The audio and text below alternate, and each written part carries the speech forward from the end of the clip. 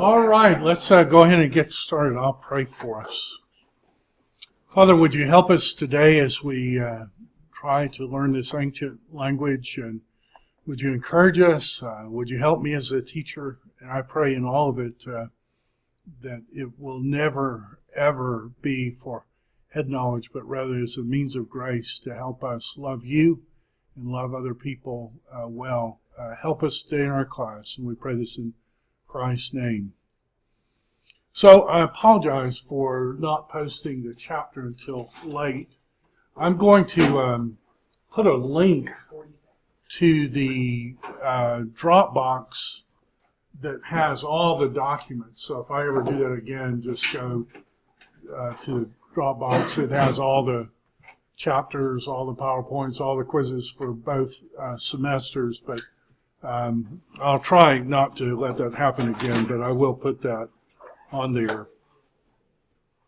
So what we're looking at today in chapter 6 is the personal pronouns. The I, you, he in Greek. And so the I form is ego, emu, emoi, eme, hemes, hemon, hemen, hemos. We've already seen some of those. And so now that we've seen it a little bit, you actually need to memorize that whole section. And so this is I, of me, to me, me, we, of us, to us, us. So that's how you would translate it. So this would be the first singular, this would be the first plural. Su, spelled with the omicron upsilon. Soy, se, so that's you singular, of you, to you, you. And then this is us, of us, this is you all, of you all, to you all, you all. So I have an imperfect mnemonic device. Maybe you can come up with a better one. But if you can remember, the you one means you all. So the hemes is we, and the humes is you. So I remember humes, it has a U in it, is the U version. I don't know if that helps you or not. That's my mnemonic device. It kind of messes me up when I think about we, but it's the best I could do in terms of a mnemonic device. Right? And you recognize that hemes and humes have the exact same endings. So once you remember one, you automatically have the other. So this is the first person pronoun. This is the second person pronoun. You see it should be in the upper right corner on the noun section. And then the third personal pronoun is simply autos with the standard endings. So this is he, this is she, this is it. Right? So that's straightforward to you. So if we had a quiz today, could you reproduce that? So we need to get this down. This is one of those that you just have to memorize. So if you don't quite have it yet, I encourage you just to sit down and get where you can just write it out just like that. All right? So what is this chart?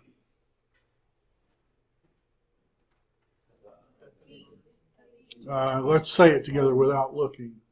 Ha, tu, to, ton, not toy, it's so the first one doesn't have hoi, to, tois, tus, and now the feminine. He, tes, te, tain. Hi, tone, ties, toss.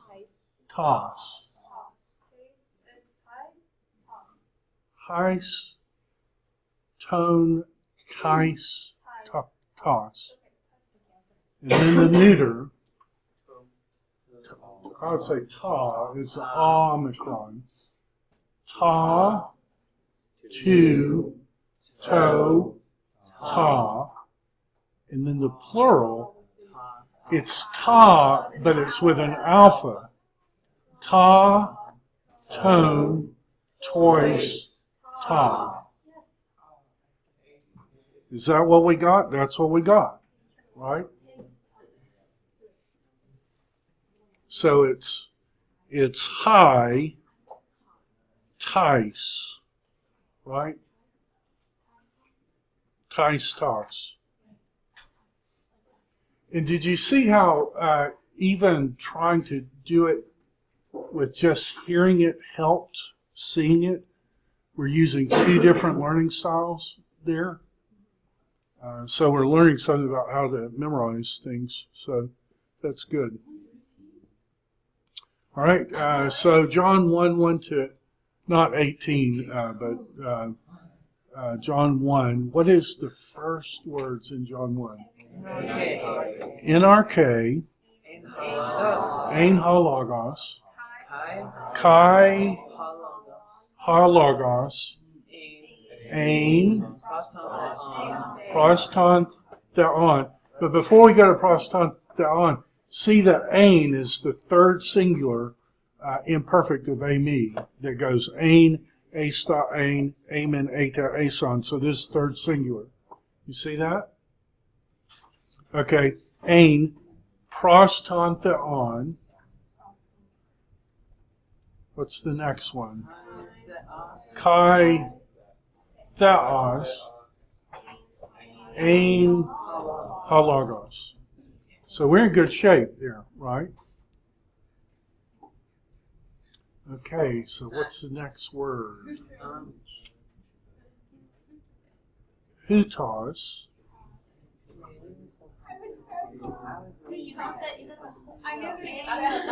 Hutos ein. NRK. Proston theon. Hutos ein. NRK. Proston theon. Panta. Panta.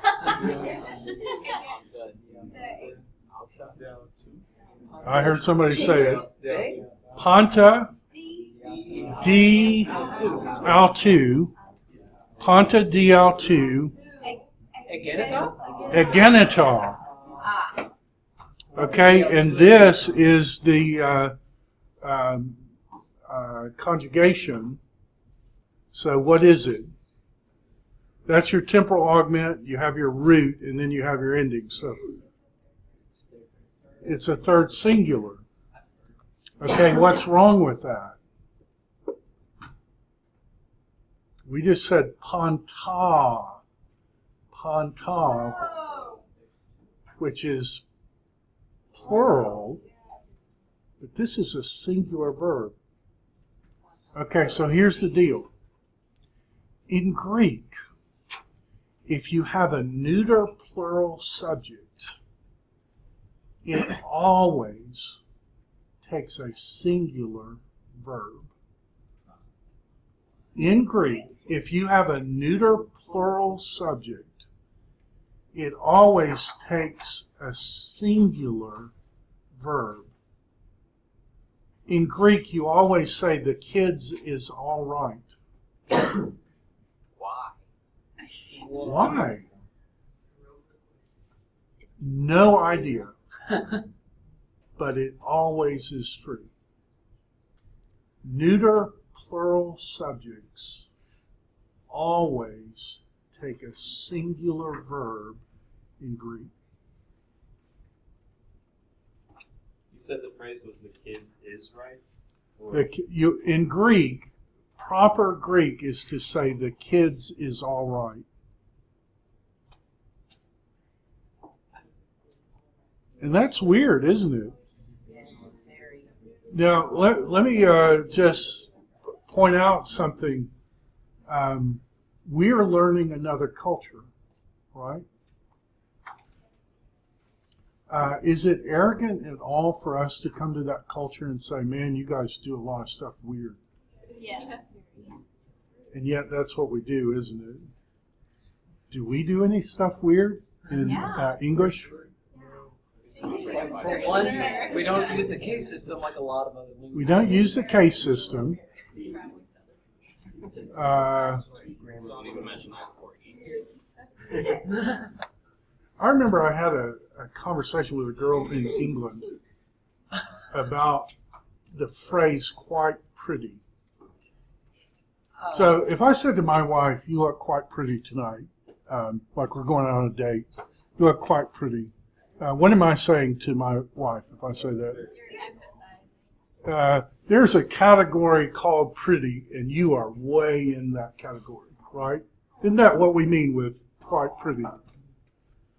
So I had a conversation with this English girl, and she assured me that everyone in England views the term quite pretty, that there's a category of pretty, and you're just almost there. Yeah.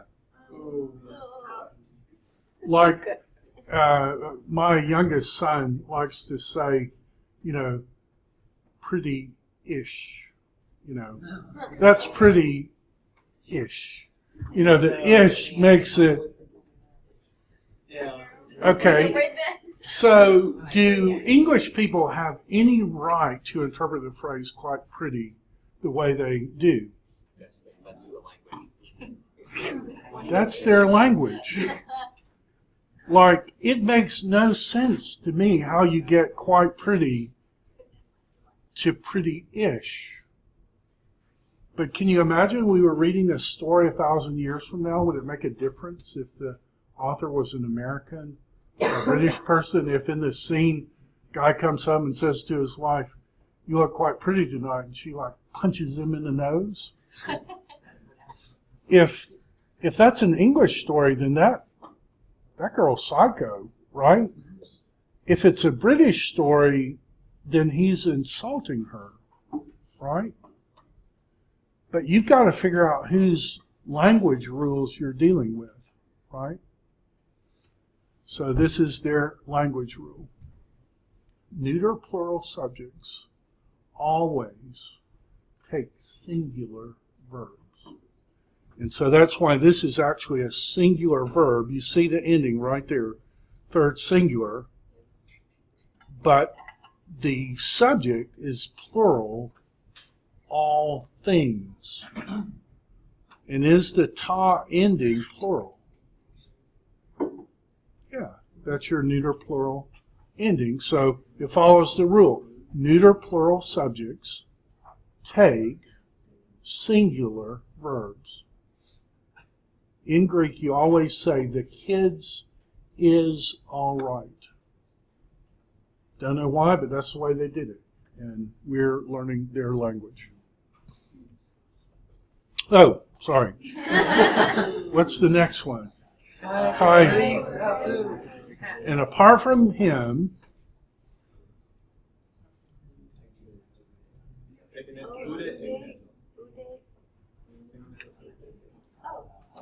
so is it uda agenita or is it agenita? Again, apart from him, there came about. How do you say it? Uda hen. Uda hen. Uda. Uda. Hey, we're getting pretty good at this, aren't we? We're memorizing this together. So when the final comes and we need to recite this in Greek, it's going to be no big deal, right? No big deal. No big deal. We're just preparing for it now. Yes. Okay, uda hen. Kai korasal tu iganata ude hen. That's right. Ha gegonen. Okay, so we need a little help remembering this. What is ha with the accent?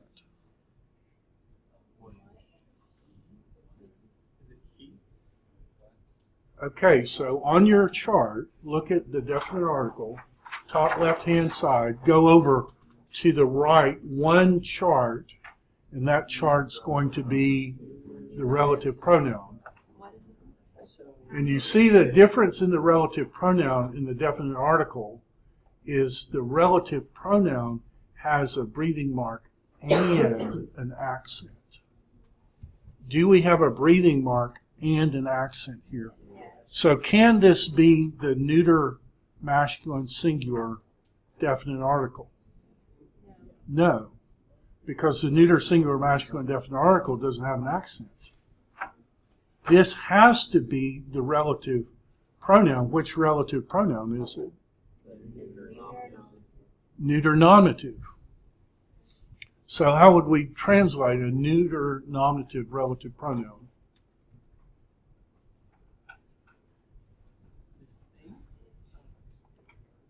So what is a relative pronoun?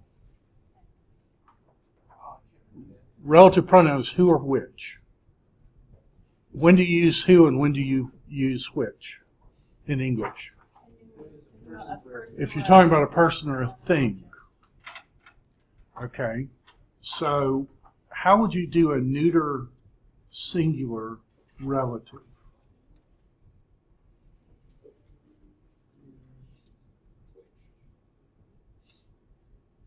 Right. Which thing?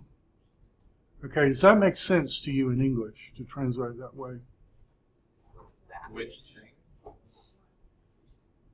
Yeah, you would do what? What did you? The thing. It literally says the thing which. It's implying the thing which by it being in the neuter singular. The thing which came about. The thing which came about. And then we have, I've promised you that this is a perfect, right? And yet when you look at the perfect endings, what do you see? We're looking for a reduplication and then nin on the end. And where do you see that in this chart? So either I lied to you, right? Which, have I lied to you in the past? I hope not. Or this is an irregular verb. Okay, so in classical Greek, this came from the word gignomai. And then notice what it says in late Greek. What are we studying? We're studying late Greek, Koine Greek, Common Greek. So notice it goes from gignomai to genomai. Right? That second G sound dropped out. So genomai is I come about.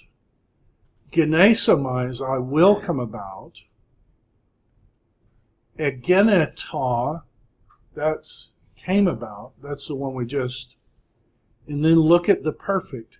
Get, go, na. So if your perfect is gego na instead of ka, kas, ke, what's it going to be? Na, nas, ne, namen, nate, nasi. Right, so this is the irregular. So would you grant that gegonen is the third singular of genomai? So what does a perfect tell you? A perfect is a past action that has lasting consequences.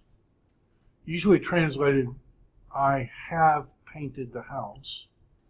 And the implication when I say I have painted the house, the unstated implication is it's still beautiful. I did it in the past, and there are lasting consequences. When Jesus died on the cross, he said, tetelestai, it has been paid in full. And the implication is this is a past action that has massive lasting consequences. Okay, so what does this mean? What has come about, and what's the unstated implication? It's still there. This happened in the past, but there's lasting consequences to it. What has come about, and this is just a plug for Zerwick. You know how I had you buy Zerwick? Okay, this is his note, right? So notice he tells you dia is dia plus a genitive through.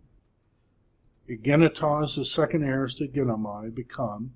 Chorus with the genitive without. PF, perfect, of genomai. Hagigonen, that which came into existence. Some editions. Now this is interesting. Some editions put the punctuation after hagigonen. Some put it before hagigonen. You're going to end up with two different translations if you do it that way. If you do it this way, you put the period, there came about not one thing. What came about in him was life. Right? If you put it after gigonen, that is, you don't put the period here, you do not one thing which has come about. The original manuscripts have no punctuation marks. You as a translator have to decide, do you think the punctuation mark goes before or after this phrase? That's interesting, isn't it? This is why people invented punctuation. Commas save lives, everybody. That's true. That's true. I tend to go with Nestle Aland and put the period here. There came about not one thing, and then this would be fronted. What has come about? What's the next one? In alto.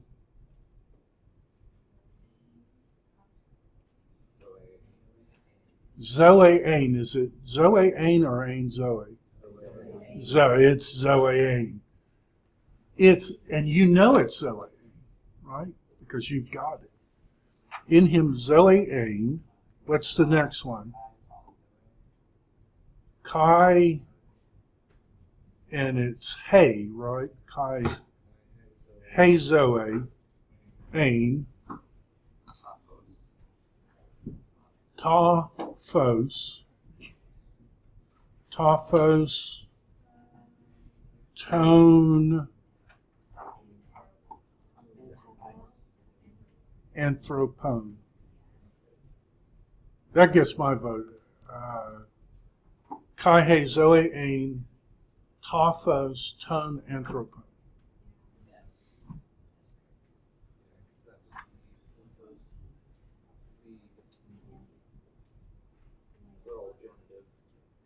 Right, plural, the light of human beings. And then why is that period not on the same line? Because it's not a period. It's the Greek semicolon. It's called a high point. So who can tell me in English when you use a semicolon? We want to connect two sentences that have like similar meanings, but they're two different. Yeah. But they're independent. They both have to have a subject and a verb. Right. So period is just this is a sentence and then this is a sentence. And if you want to say these two sentences are massively connected, you put a semicolon. That's the first use of a semicolon. So that's what this is doing. It's saying this thought is massively connected with the next thought.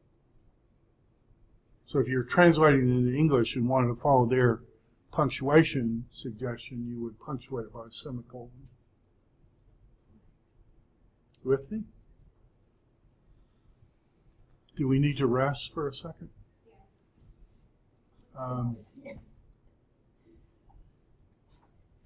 So I watched that film yesterday. Has anybody seen it? Don't spoil it. It's a guy. He's a washed-up musician. He's in love with Lily James, or Lily James is in love with him. And all the electricity on the planet goes out, and he wakes up, and he's the only one who can remember Beatles songs. Oh, yesterday. Yesterday. It is a cool movie. I heard it was good. You know, when I studied in Britain, my mentor lived in Liverpool, and he had all of us over for Christmas. His wife was suffering in the hospital, and so he would just have students over. And so he invited my wife and me over one Christmas for a few days, and he asked us, what would you like to do? And I'm a huge Beatles fan. And so I just kind of joked. I mean, he's this old man. And I joked, I said, I'd really like to go see the Beatles. And I kind of laughing, he said, sure, let's do that. So we went to all the places where the Beatles first played. And did you know this, that the Beatles were bad at first? Yeah. Like, not a little bad, but like, I've got a CD of like them playing. And if I put it on, I mean, you put your fingers in your ears, it's like, man, they're bad. Their instruments are out of tune. They can't sing. Their manager, Brian Epstein, is promising they're going to be the next big thing. And talent agent after talent agent listened to him and said, you guys need to do something else. And finally, George Martin, who wasn't even a rock and roll guy, he was a classical music guy. Epstein was friends with him, said, you got to hear these guys. So they came in, they played their kind of cover songs from other people, and he was about to tell them, you guys can leave. You're just not going to make it. And he just kind of offhanded said, have you guys written any of your own songs?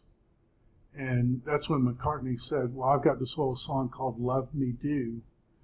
And they play it, and Martin says that's going to be a number one hit. And within 2 years, they'd had 16 number one. But they could not play at first. I mean, they were just bad. And there's a place in Liverpool called the Casbah. Have you ever heard that? Like that song, Rock the Casbah? Okay, so it's this little nightclub, a basement nightclub that's smaller than this room. And the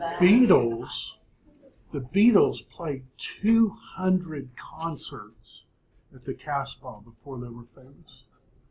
And the roof isn't even big enough for me to walk. Like, so we, of course, all those places are museums now, and you go in it and you kind of look around and think the Beatles were here. It's like the Beatles, the stage for the Beatles is like, no, they used to get 100 people in there jumping around. They're playing. And they played there 200 times trying to get somebody to sign them. And everybody kept telling them, you guys just aren't good enough to make it.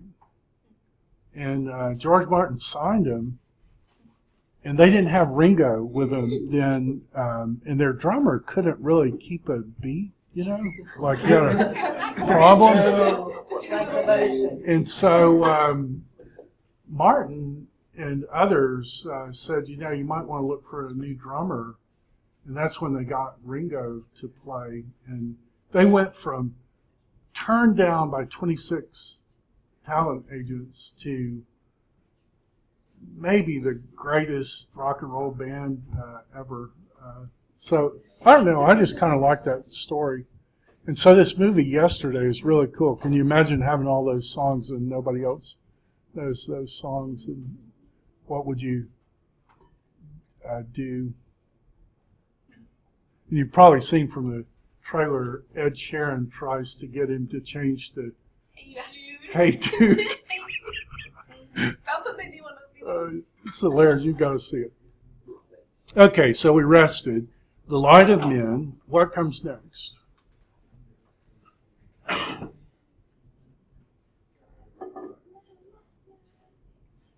Okay, so I have a little blank spot here. Is it Kai Tophos or is it Tophos?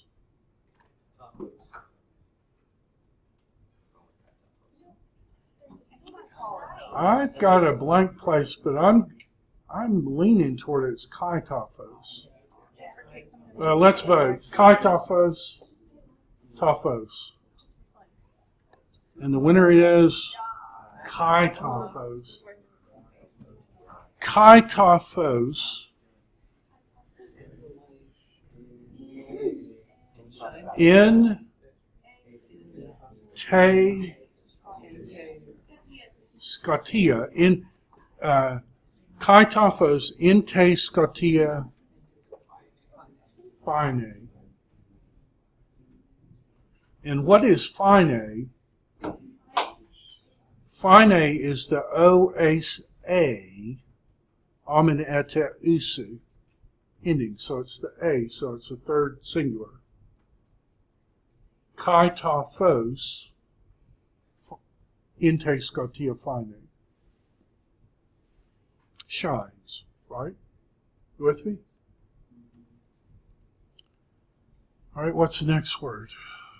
Kai Tophos in te Scotia fine. Kai he Scotia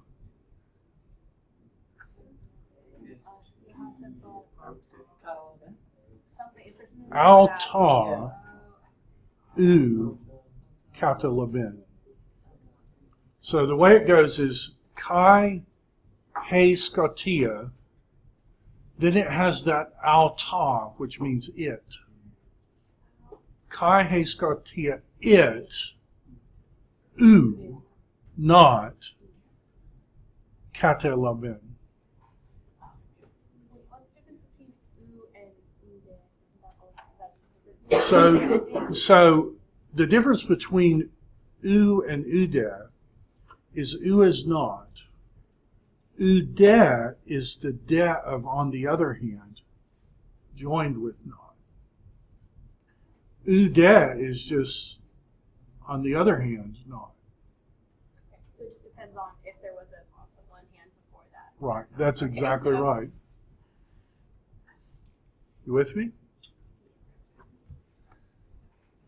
Kai he Scotia, and then we're saying the next word is alta u katalabin.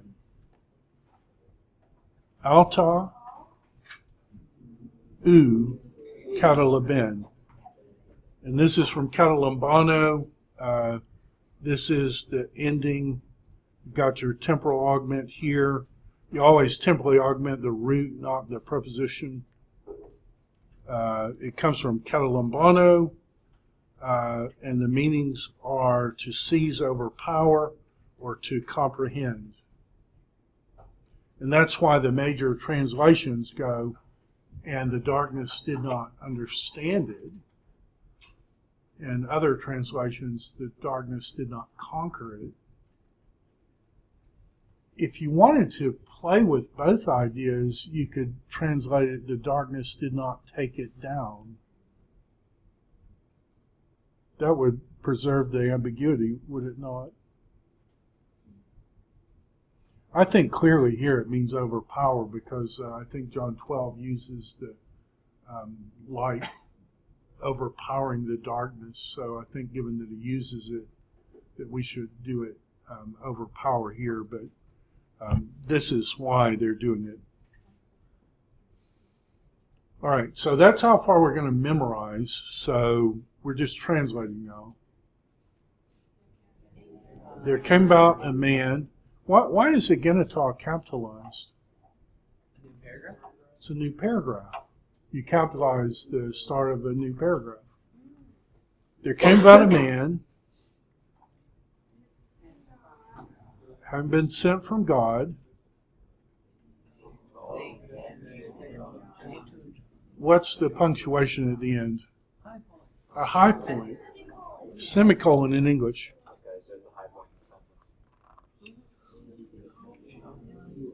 This one came In order to testify. into a witness, into a martyring. That's where we get the word martyring. For a witness, in order that he might testify. So I want to show you. He should testify, right? So,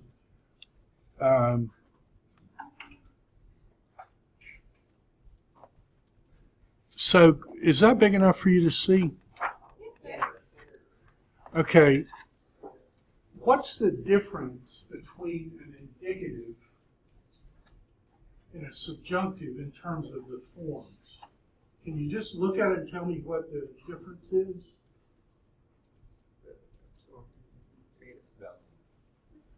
Yeah.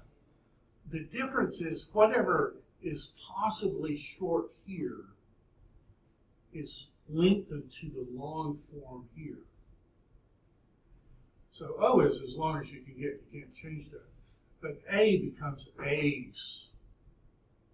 A becomes A. Amen becomes Omen. Eta becomes Eta. Usi becomes. So a subjunctive, all you're doing is lengthening what letters were possibly short. And that gives you your subjunctive endings. Now, what we have here is a subjunctive ending, but we also have an S. And we go back and we think, oh, well, that's easy. That's just a future subjunctive. Is there a future subjunctive? No. Well, what is it? Is it an imperfect subjunctive? There is no imperfect subjunctive.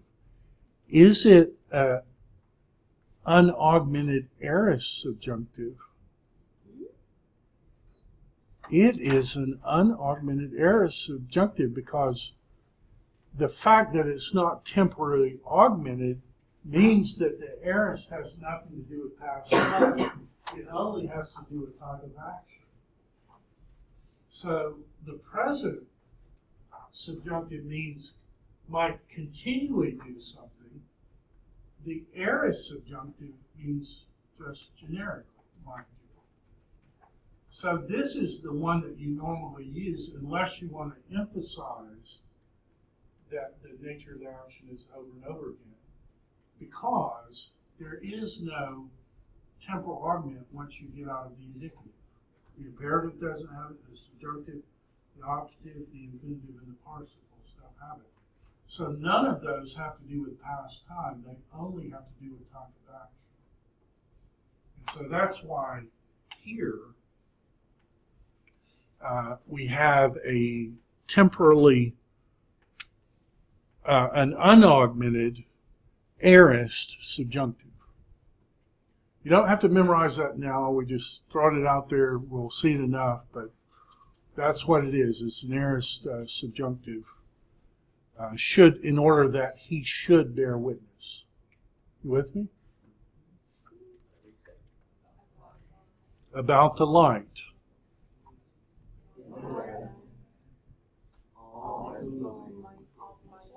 So what's the normal ending here?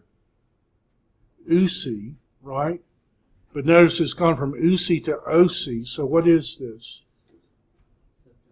It's a subjunctive. It has a sigma, so it's aorist subjunctive. In order that all might believe. Is it all or all? It's all people. All people. I might believe. Or should believe. I mean, Or is that in order that all people should believe. Question? is that through him in that word, or is that the next part? That's the next part, DL2, through him. Uk ene kenos taphos. That man was not the light. But In order that you might testify about the light. good. What? Ain, but it's capitalized. New paragraph. New paragraph. So if you uncapitalize it, it's just Ain, our friend. Oh.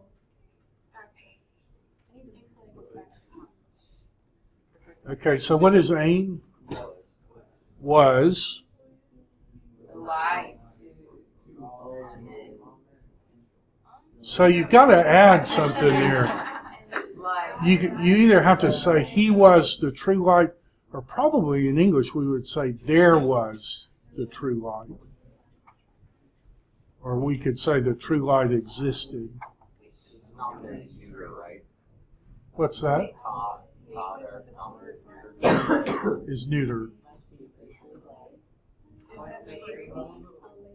So there was the true light.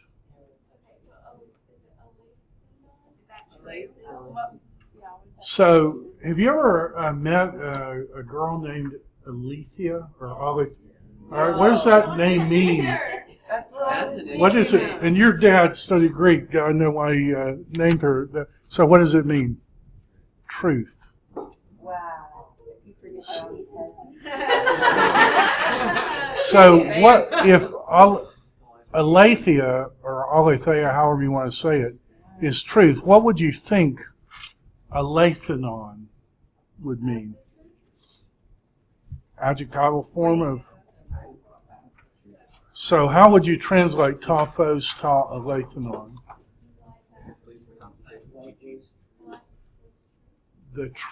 The true light. There was the true light. Oh, this is. Oh, this is on the. Now, Rouse would say we can guess what this is. Not even look the words up. We can guess. There was the true light, ta, which, photidzo, photidzo, photidzo. Right, so phos is light, idzo is what you put on the end of something to make it a verb. Sorry. Ha photidzain. How would you translate it? There was the true light, which photidzain. Earlier we had a word for shine that was different. Fine, So it's right. different. Shine. Which, so phos means light. How would you take light as a noun and turn that into a verb? Lightning. Lightens up, or which illuminates, which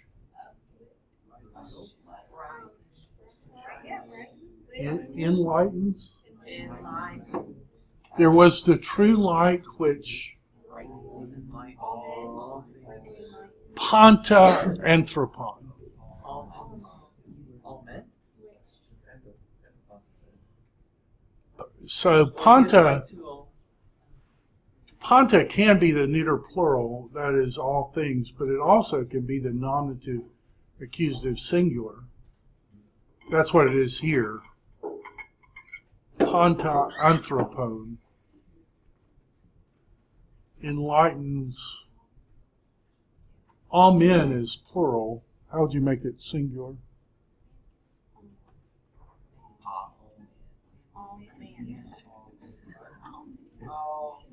Every man? Each man? Like Each individually? man, which enlightens each man.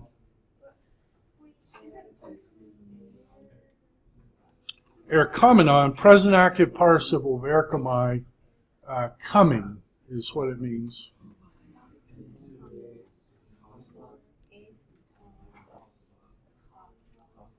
Into the cosmos. Oh. Cosmos is world. Yay. I wonder where we get cosmos in English. It's one of those 3,000 Greek words that we already know. We just don't know we know them yet. No, it's definitely Sweet. Now notice you've got some commas. There was the true light, which enlightens every man, comma, coming into the world. Does the coming belong to man or to light? The comma is telling you it's light.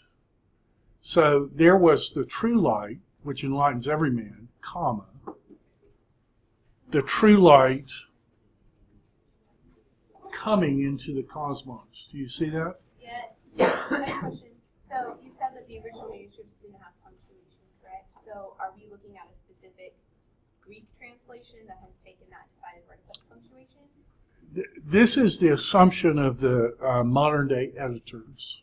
The comma is the assumption of the modern day editors. Is this like a pretty common, like it's the same all across the board, or are there different like Greek translations? There are other people who take the comma out and make it the Logos enlightens every person as they're born.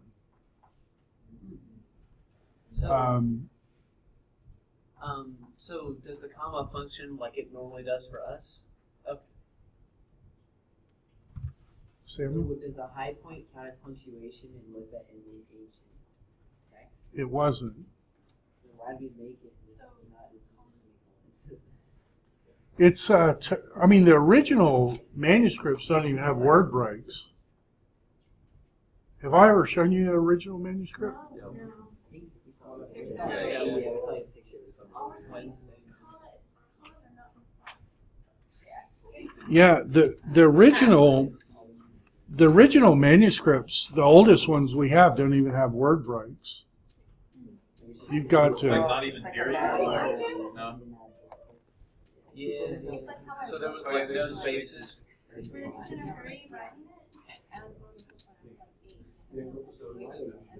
I mean, this is one of the oldest manuscripts that we have.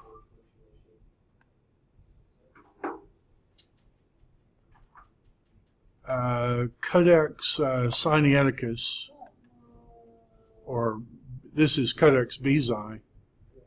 It's all capital letters, so they call them uncial manuscripts, and there's no word break. That's 5th century. This is Sinaiticus. This is one of the best manuscripts we have.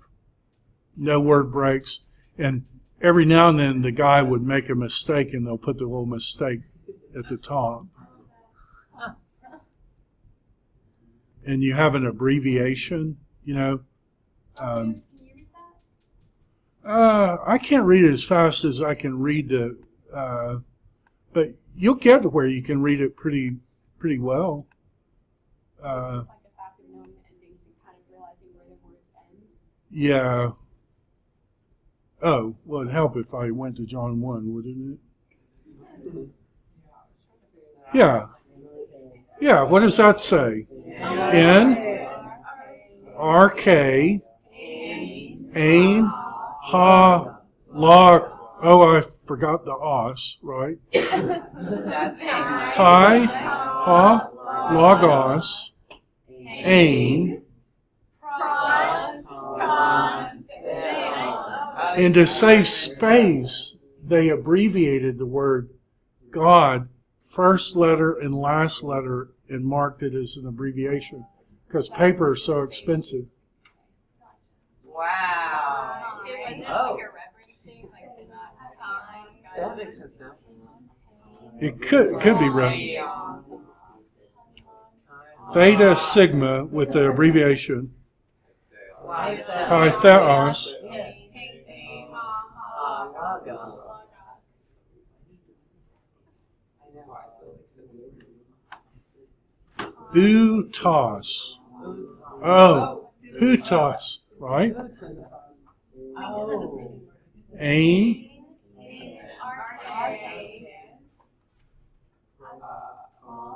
Us. Pros, Theon. abbreviation mark, Panta. So it goes to the next line. Panta, Again,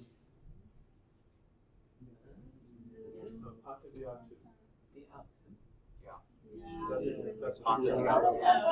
oh, they've left a noon out here, Panta, but I guess that's what this mark is. Panta, D, Altu, Egeneta, Chi, Chorus, They will end a line in the middle of a word. Ah. I didn't even notice. so that's pretty cool. Yeah. To do this, when I was learning Greek, we had to gotten in an airplane, spent $5,000 and gone to Rome. We can do it at Bryan College in class. So hope you have a great weekend. I'll see you on Monday. Awesome. I used to always